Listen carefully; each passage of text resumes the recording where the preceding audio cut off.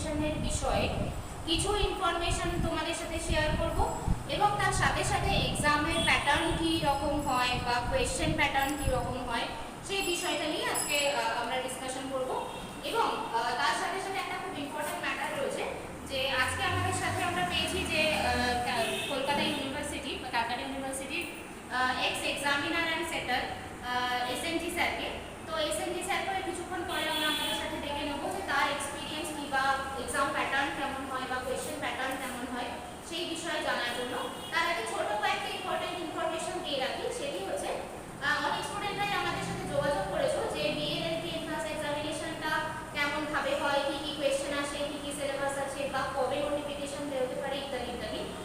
তো সেই বিষয়টা আগে একটু বলে নিই। বেসিক্যালি তোমাদের যে পেপারের কোয়েশ্চেনটা আসে সেখানে চারটে বিভিন্ন পার্ট থেকে কোয়েশ্চেন আসে। কী কী পার্ট?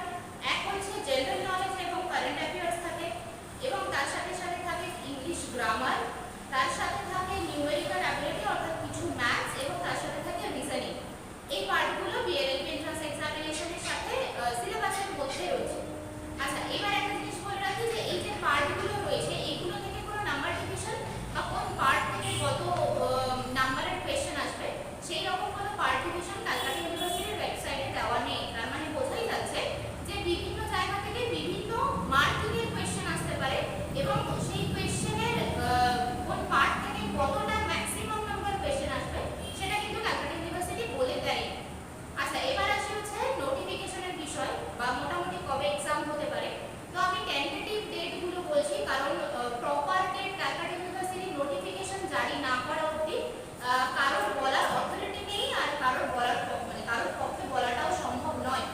তো বেসিক্যালি বিষয়টা হলো তোমাদের এন্ট্রান্স এক্সামিনেশনের যে নোটিফিকেশন সেটা মোটামুটি জারি হবে 4th week of June 2021, এবং তার সাথে সাথে তোমাদের যে অ্যাডমিশন প্রসেস অর্থাৎ অ্যাডমিশনের জন্য যে ফর্ম ফিল আপ সেই ফর্ম ফিল আপটাও চালু হবে মোটামুটি 4th week of June। Tentative date বললাম, আগেই বলেছি। তো এই টেন্টেটিভ ডেটগুলো একটু মাথায় রেখো। এই সময় ক্যালকাটা ইউনিভার্সিটির ওয়েবসাইটটা একটু ফলো করে নেবে। আমরা যখন ইনফরমেশন পাবো আমরা তো অবভিয়াসলি সেটা বলবো। ক্যালকাটা ইউনিভার্সিটির ওয়েবসাইট হচ্ছে www.caluni.ac.in। আচ্ছা, এরপরে আরো একটা জিনিস বলি, সেটা হচ্ছে যে আজকে আমাদের সাথে আমরা পেয়েছি ক্যালকাটা ইউনিভার্সিটির বিএলএলবি এন্ট্রান্স এক্সামিনেশন দিয়েছে বা এরকম অভিজ্ঞতা রয়েছে 10th সেমিস্টারের কিছু স্টুডেন্টসদেরকে। বাইরে থেকে আমাদের স্টুডেন্ট আনার দরকার পড়ে না। 10th সেমিস্টারের যতজন স্টুডেন্ট রয়েছে তার মধ্যে থেকে আমরা মোটামুটি দুজন স্টুডেন্টের সাথে আজকে আমরা কথা বলবো এবং তাদের থেকে জেনে নেব যে তাদের কি অভিজ্ঞতা বা তাদের কি অভিমত যে কোন সেক্টর থেকে কতগুলো মার্কিং এর কোয়েশ্চেন আসতে পারে বা কিভাবে কি প্রিপারেশন করা যেতে পারে, বা আমরা যেমনটা মনে করছি যে এই পার্ট থেকে বা কোয়েশ্চেন অ্যানালিসিস করে বা 2015 সালে বা 16 সালের কোয়েশ্চেন অনুযায়ী কি আমরা প্রিপারেশন নেব ইত্যাদি ইত্যাদি। তো এই সমস্ত বিষয়গুলো নিয়ে আমরা 10th সেমিস্টারের স্টুডেন্টদের সাথে একটু কথা বলবো। আচ্ছা, আজকে আমরা চলে এসেছি বিএলএলবি এন্ট্রান্স এক্সামিনেশনের বিষয়ে কিছু স্টুডেন্টদের থেকে তাদের অভিজ্ঞতা সম্পর্কে জানার জন্য। যারা আমার সাথে বসে রয়েছে, এইদিকে রয়েছে সৌরিমা এবং এইদিকে রয়েছে শ্রেয়সী। তারা বর্তমানে 10th সেমিস্টারের স্টুডেন্ট, তাহলে বোঝাই যাচ্ছে 5 বছর তারা ক্যালকাটা ইউনিভার্সিটির আন্ডারেই কাটিয়েছে এবং তারাও একটা সময় 5 বছর আগে এন্ট্রান্স এক্সামিনেশন দিয়েই আমাদের কাছে এসছে। তো যথারীতি তাদের এক্সপিরিয়েন্সটা একটু ম্যাটার করে। তো আমি যে আমার কোয়েশ্চেনগুলো একটু করতে চাই সেটা হচ্ছে, সৌরিমা, আমি ফার্স্টে তোমাকে জিজ্ঞেস করছি যে তুমি এক সময় এন্ট্রান্স এক্সামিনেশন দিয়েছো, তো তুমি কি মনে করো যে তুমি যেমনটা ডিমান্ড করছো বা তুমি যেমন ওয়েতে প্রিপেয়ার হচ্ছো বা যেভাবে তোমার মনে হচ্ছে যে কারেন্ট অ্যাফেয়ার্স থেকে আমি বেশি নাম্বার অ্যাটেন্ড করতে চাই, বা যদি তুমি এটা মনে করো যে না আমি যদি রিজনিং থেকে আমি বেশি নাম্বার আসে তাহলে আমি রিজনিং অ্যাটেন্ড করতে চাই, তো বেসিক্যালি তোমার চাওয়া না চাওয়ার উপর দিয়ে ডিপেন্ড করছে যে ক্যালকাটা ইউনিভার্সিটি কীভাবে তার এন্ট্রান্সের কোয়েশ্চেন করবে। একদমই না, সব সাবজেক্টগুলো হচ্ছে মানে ইকুয়ালি এফোর্ট দিয়ে পড়াশোনা করতে হবে, না হলে পসিবল না। কখন কোনটা থেকে যে কোন কত মার্কসের কোশ্চেন আসবে তা কেউ জানে না, সবগুলোই মানে ইকুয়ালি পড়তে হবে। আচ্ছা, এবার আমি শ্রেয়সীকে একটা কোয়েশ্চেন করবো, সেটা হচ্ছে যে শ্রেয়সী, তোমার কি মনে হয় যে জেনারেলি আমরা যেটা জানি যে ক্যালকাটা ইউনিভার্সিটির আন্ডারে এটা তো বলা নেই কোনো সাইটে যে কারেন্ট অ্যাফেয়ার্স থেকে এই মার্কস আসবে বা জিকে থেকে এই মার্কস আসবে, বা আগের বছরে বা 2015 সালে কারেন্ট অ্যাফেয়ার্স থেকে অতিরিক্ত পরিমাণে কোয়েশ্চেন দিয়েছে, মানে এই বছরও কারেন্ট অ্যাফেয়ার্স থেকে অতিরিক্ত মার্কসের কোয়েশ্চেন দেবে, এরকম কি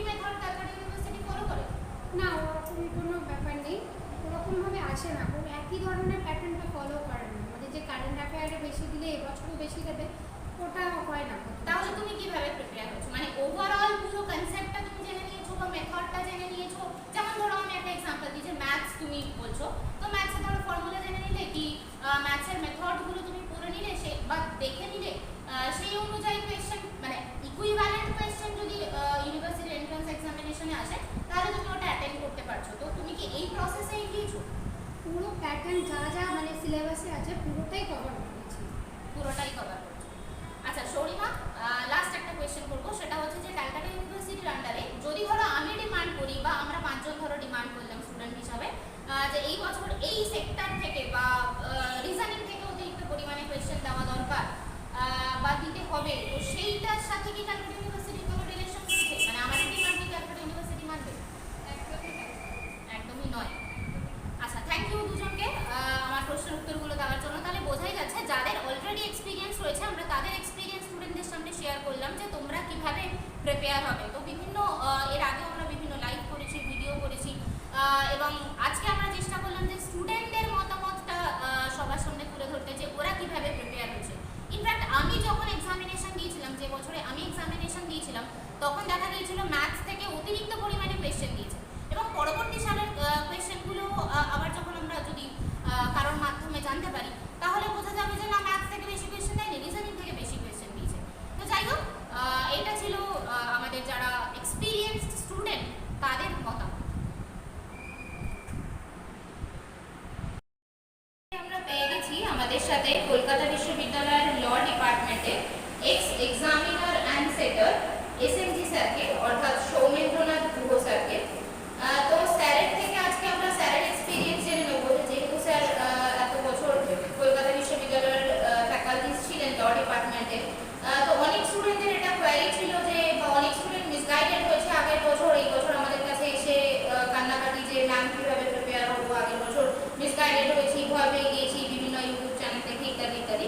তো স্যারের থেকে জেনে নেব যে আপনি কি মনে করেন যে স্টুডেন্টরা বা বিএড এন্ট্রান্সের স্টুডেন্টরা ঠিক কী পদ্ধতিতে নিজেদেরকে প্রিপেয়ার করলে বা কী পদ্ধতিতে প্রিপারেশন নিলে তারা সাকসেসফুল হতে পারবে, সেটা আপনার কি মত? এবং তার সাথে সাথে আরও একটা বিষয় রয়েছে, সেটা যদি আপনি একটু বলেন, যে এর আগেও আমরা দেখেছি, লাইভেও করা হয়েছে, ওয়েস্ট বেঙ্গল ল একাডেমির ফেসবুক লাইভেও আমরা করেছিলাম, যে কলকাতা বিশ্ববিদ্যালয় সম্পর্কে বিভিন্ন মালাইন করার চেষ্টা বা কিছু ভুল তথ্য দেওয়া, যে ক্যালকাটা ইউনিভার্সিটি নিজের কোয়েশ্চেন পেপার এজেন্সিকে দিয়ে করা ইত্যাদি ইত্যাদি। তো এই সমস্ত বিষয়গুলোকে আপনি কিভাবে দেখেন, সেটা যদি একটু বলেন। আচ্ছা, আমি যেটা আগেই বলবো সেটা হচ্ছে ল জয়েন্ট যারা দিচ্ছেন বা দেবেন, তাদের সবার আগে একটা সবাইকে বলবো যে অভিনন্দন প্রত্যেককে, কোনোভাবে ভয় পাওয়ার বিষয় নেই। কারণ এই জয়েন্ট এন্ট্রান্স তার যাবতীয় সাবজেক্ট, তার বিষয়বস্তু সবটাই মাধ্যমিক এবং উচ্চ মাধ্যমিক স্ট্যান্ডার্ডে বা লেভেলে আসে।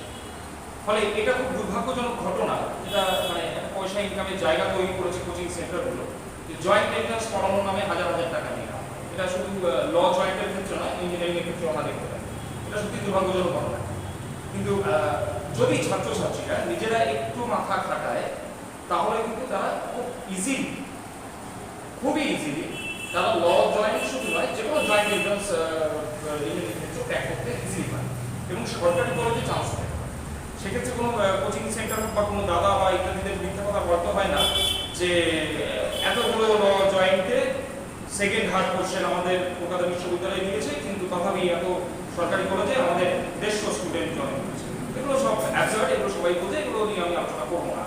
আমি সবার আগেই মানে তুমি যে প্রশ্নটা করলে যে ঠিক কোন মেথডে ল জয়েন্ট করা উচিত, তো আমি যদি পাল্টাই প্রশ্নটা তোমাকেই করি, তুমি তো ল জয়েন্ট দিয়ে ল করে এসছো, তুমি ঠিক কি কি পদ্ধতি, মানে যদি একটা প্যাটার্ন যেটা ল কোচিং সেন্টারগুলো বা কোচিং এর দাদারা 9 সেমিস্টার ও 10 সেমিস্টারের ছেলেগুলো এখন ল কোচিং করতে নেমেছে, বা কিছু কিছু কোচিং সেন্টার যেটা বালিগঞ্জ বা শিয়ালদায় এর মধ্যে বিভিন্ন কোচিংয়ে বিভিন্ন ধরনের বিভ্রান্তিকর তথ্য ছড়ায়, তারা যেটা দিচ্ছে।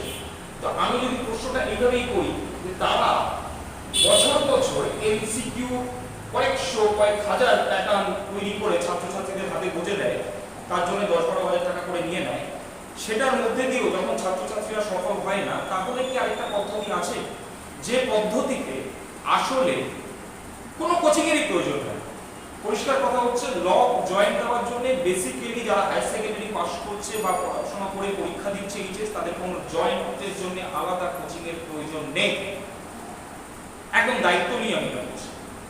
তথাপি যারা কোচিং করছেন বা কোচিংয়ে যাচ্ছেন ভর্তি হতে, তারা কিভাবে যাচ্ছেন?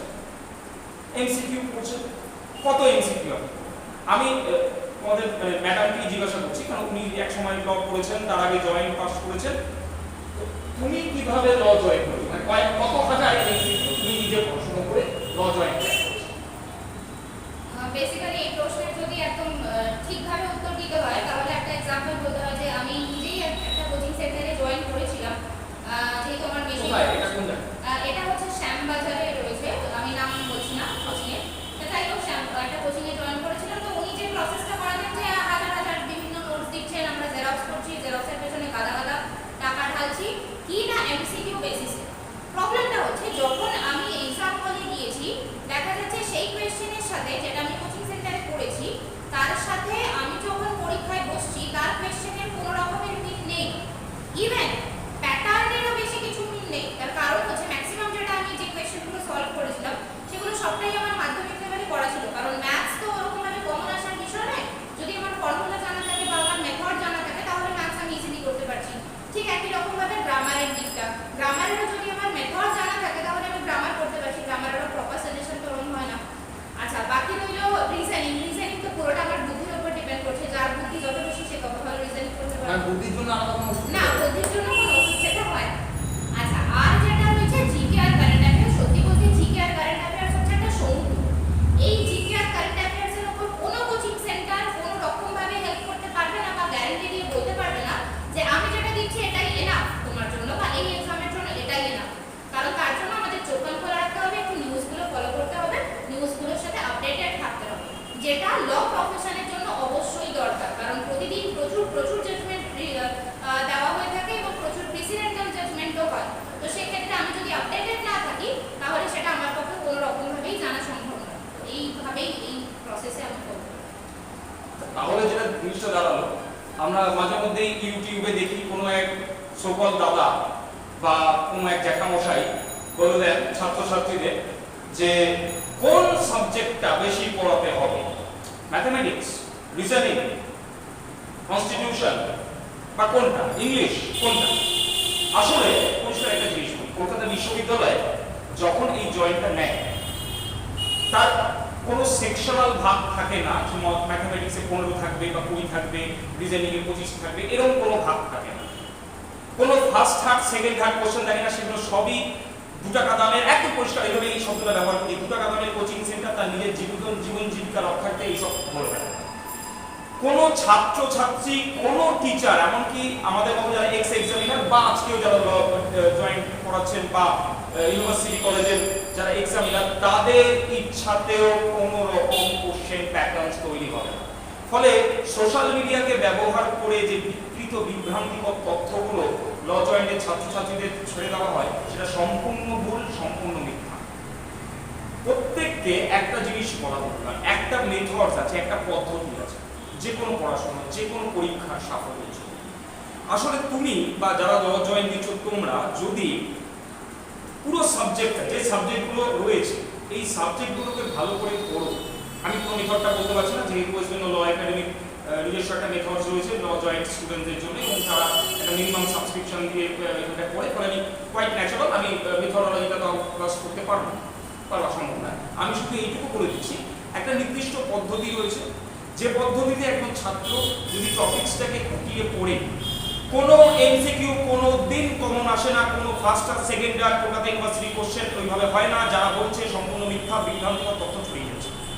আসলে এমসিকিউ যে কোনো কম্পিটিটিভ এক্সামে কন্টেন্ট ওয়াইজ খুঁটিয়ে পড়লে একজন ছাত্র যদি সে ইংরেজিটা বোঝে, যদি সে টপিকসটা ভালো করে বোঝে এবং কন্টেন্টটার মধ্যে তার সরবরাহতা থাকে, আমি আবারও বললাম, মাধ্যমিক এবং উচ্চ মাধ্যমিককে বেস করে এই জয়েন্টটাও হয়। ফলে তার পক্ষে কোনো অসুবিধেই হবে না যদি সে একটা কন্টেন্ট করে। আমি একটা এক্সাম্পল দিয়ে আমার মনে আছে, যেদিন আমাদের এখানে জয়েন্ট এন্ট্রান্সের স্টুডেন্টরা স্টার্ট করেছিল, একটা স্টোরি বলেছিল। স্টোরিটা হচ্ছে যে একটা কুচকুচো করে বলছে যে কেদারনাথের মধ্যে একজন লোক যাচ্ছে, সে কি কি কাজ করে গেল, কোন চটি বা কোন হোটেল এসেছিল, কি খেলো, কত টাকা খেলো, যেখানে খেলো, কতগুলো লোক ছিল। এই কন্টেন্টটা আমি স্টোরিটা হিসেবে তাকে বলা যায়। আমরা ছাত্রছাত্রীদের জিজ্ঞাসা করলাম ঠিক বলো এটা কি বলে, ওই লোকটা কত টাকা করে লোক ছিল, কত টাকা, তারা ইজিলি বলতে পারে। পাশাপাশি 25টা এমসিকিউ বলেছিলাম, দেখা গেল তার মধ্যে মাত্র 25টার মধ্যে দুটো বলতে পারলো, কারণ মনে রাখার ক্ষমতা অত সম্ভব নয়। ফলে এই যে ম্যাডাম যেটা বললেন যে উনি শ্যামবাজারে কোথায় পড়তে গিয়েছিলেন, কত হাজার টাকা দিয়েছিলেন, সেটা তাতে সেই সময়ের ব্যাপার। তো সেইখানে দাঁড়িয়ে এই এমসিকিউ নিয়ে আসা, জেরক্স করা, আমরা দেখি বিভিন্ন কলেজ স্ট্রিট বা বালিগঞ্জ, পাকসাকাজ, হাওড়া, আমতা, এইসব বিভিন্ন জায়গায় কলেজে ছাত্রছাত্রীরা কোচিং সেন্টার খুলে বসেছে। সেইখানে দেখা যায় অমুক একজন সিনিয়র দিদিকে নিয়ে আসা হলো আজকে জুডিশিয়ারি বা জয়েন্ট করা।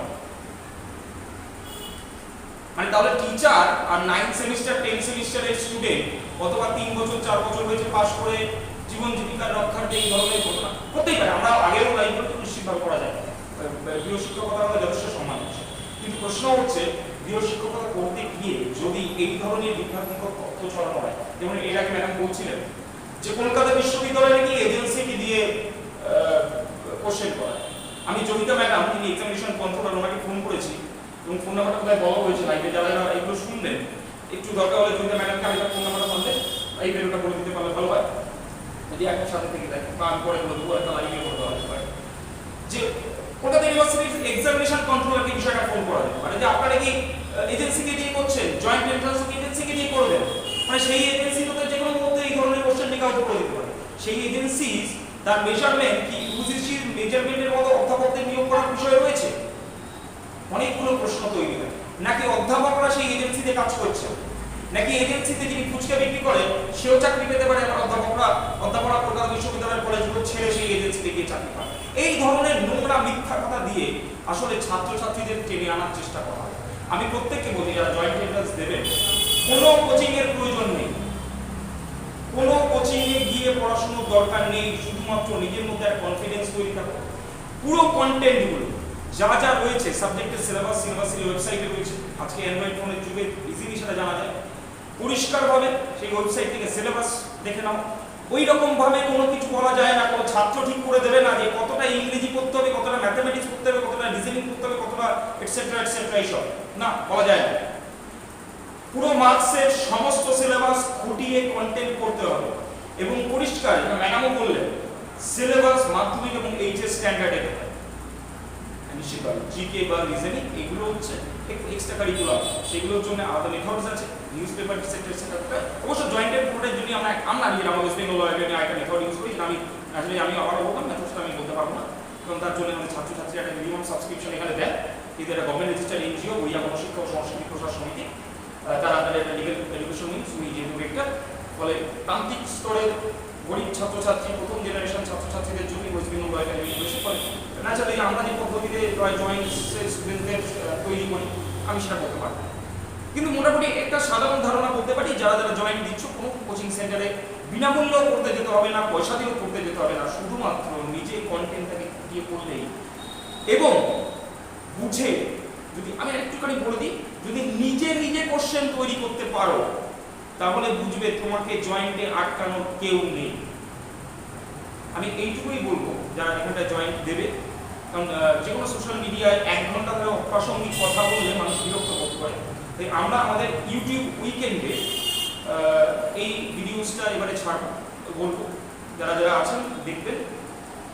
যদি আপনাদের আরও কিছু কোয়েশ্চেন কোয়ারিজ থাকে নিশ্চিতভাবে ইউটিউবে আপনারা কমেন্টস করতে পারেন, ম্যাডামকে জিজ্ঞাসা করতে পারেন, আমার ফোন নাম্বারটি বলবে, যদি কোনো দরকার থাকে সেই হোয়াটসঅ্যাপে আমাকে ইনফর্ম করতে পারে কোয়ারিজ, আমরা নিশ্চিতভাবে প্রত্যেক ছাত্রছাত্রীকে এই বিষয়ে 8420607699। আমি আবার বলছি 8420607699। আমাকে যদি সকালে ফোন করতে পারো তাহলে 10:30 থেকে 11টার মধ্যে ফোন করতে হবে, রাত্রেবেলা এবং জেনারেলি 9টার পর 9টা থেকে 10টার মধ্যে ফোন করলে আমি রেসপন্স করতে পারবো। আর কিছু যাই হোক, তাহলে স্যারের থেকে কিছু মূল্যবান তথ্য আমরা জানতে পারলাম বিএলএলবি এন্ট্রান্স স্টুডেন্টদের জন্য। তো আশা করব এই ইনফরমেশনগুলো তোমাদের ফিউচারকে অনেকটা এগিয়ে নিয়ে যাবে এবং ওয়েস্ট বেঙ্গল ল একাডেমির পক্ষ থেকে আমি বলবো যে স্যার অলরেডি বলেছেন যে বিএলএলবি এন্ট্রান্সের যে ব্যাচ রয়েছে বা যে মেথড, সেই মেথড তো অনলাইন পদ্ধতিতে এরকমভাবে বলা সম্ভব